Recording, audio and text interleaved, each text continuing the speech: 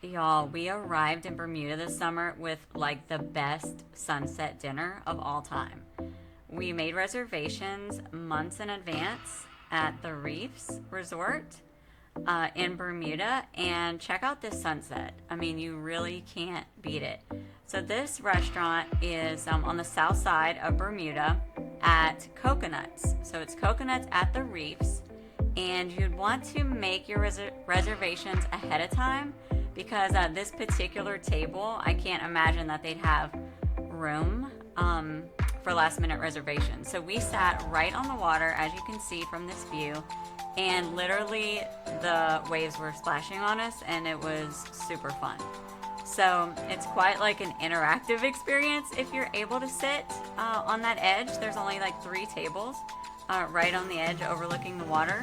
But it really is the best sunset dinner view in Bermuda. Um, we had the pasta, and of course, we had to order dessert, which was the banana cream pie. Oh my god, we had it like 3 times while we were on the island, so you totally have to check it out. And then walk around the resort and check out other views of the sunset. It's just absolutely breathtaking, and you really can't